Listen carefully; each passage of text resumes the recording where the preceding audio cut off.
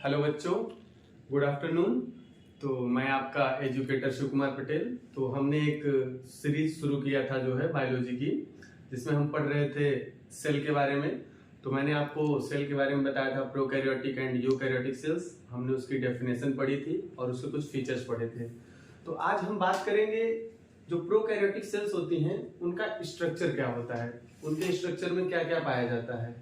तो जैसा कि आप ये देख सकते हैं, हमने बनाया हुआ है, ये डायग्राम आपको दिखाई दे रहा होगा। तो ये है हमारा स्ट्रक्चर ऑफ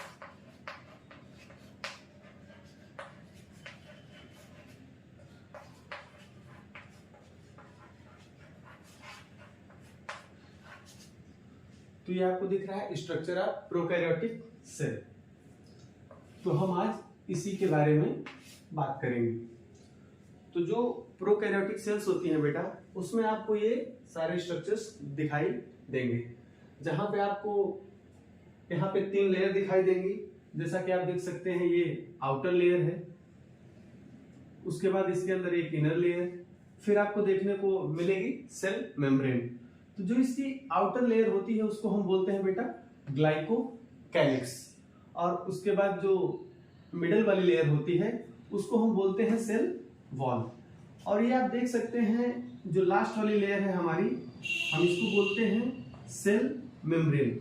तो जो सेल मेम्ब्रेन होती है बेटा, उसमें बहुत सारे मॉडिफिकेशंस पाए जाते हैं।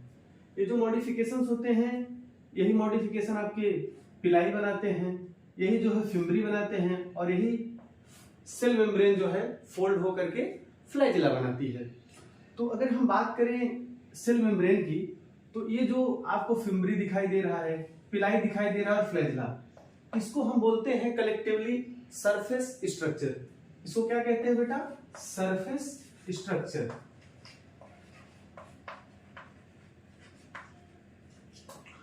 और यहां आपको देखने को मिल रहा है glycocalyx, cell wall and cell membrane.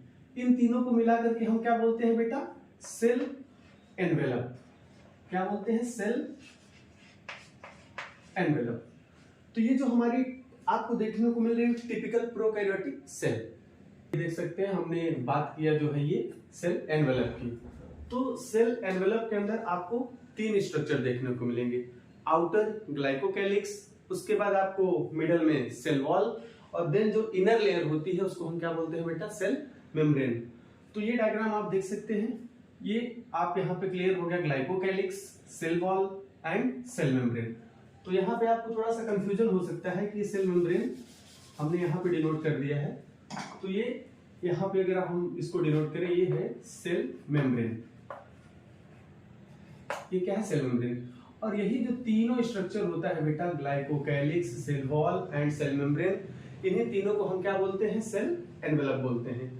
और ये जो सेल मेम्ब्रेन होती है बेटा, इसकी क्या होती है? इनफोल्डिंग हो जाती है। इसमें क्या होता है? मॉडिफिकेशन हो जाता है, और यही मॉडिफिकेशन होकर के क्या बनाता है बेटा? आपका पिलाई बनाता है, फिम्बरी बनाता है और फ्लैजिला बनाता है। तो ये जो फिम्बरी, फिलाई एंड आपका जो है फ्लैजिला होता है, ये तीनों मिलकर के क्या होते हैं बेटा? सरफेस स्ट्रक्चर कहते हैं। उसके बाद आपको यहाँ देखने को मिलेगा प्लाज्मिड। प्लाज्मिड क्या होता है बेटा? एक्स्ट्रा आपका जेनेटिक मटेरियल होता है जो प्रोकैरियोटिक सेल्स में पाया जाता है। उसके बाद आपको यहाँ देखने को मिलेगा न्यूक्लियाइड। ये जो न्यूक्लियाइड होता है बेटा, ये जो है इसका जेनेटिक मटेरियल होता है। जैसा कि आप जानते हैं कि प्रोकैरियोटिक सेल्स में जो हमारा न्यूक्लियस होता है वो वेल डिफाइंड या डेवलप्ड नहीं होता है, तो उसकी जगह हम क्या देखने को मिलता है बेटा? हमें न्यूक्लियाइड देखने को मिलता है। उसके बाद अगर हम बात करें, यहाँ पे आपको ये जो सेल मेम्ब्रेन है, इसकी एक इनफोल्डिंग होती है इनर मेम्ब्रेन की तरफ, अंदर की तरफ इसमें क्या होती है? इनफोल्डिंग होती है, जिसको हम क्या बोलते हैं बेटा? मीजोसोम। उसके बाद आपको यहाँ ये देखने को मिल रहा है क्या? ये राइबोसोम। राइबोसोम क्या होता है बेटा? ये प्रोटीन के फॉर्मेशन में हेल्प करता है, और ये भी क्या होता है? आपके सेल मेम्ब्रेन से क्या होता है? इवॉल्व होता है। और नेक्स्ट आपको यहाँ देखने को मिलेगा एक और फोल्डिंग इसी सेल मेम्ब्रेन में, जिसको हम क्या बोलते हैं बेटा? क्रोमेटोफोर। ठीक है, तो ये आपको क्लियर हो गया होगा कि जो प्रोकैरियोटिक सेल्स होती हैं उसमें क्या क्या है बेटा? आपका जो है आउटर लेयर ग्लाइकोकैलिक्स है, फिर सेल वॉल है, उसके बाद क्या है आपको बेटा? Cell membrane. इन तीनों को हम क्या बोल रहे हैं? सेल एनवेलप बोल रहे हैं। यहाँ पे एक स्ट्रक्चर आप देख रहे हैं छूट रहा है, इसको क्या बोलते हैं बेटा? Inclusion bodies. जो इंक्लूजन बॉडीज होती हैं बेटा वो किसका काम करती हैं, स्टोरेज का काम करती हैं।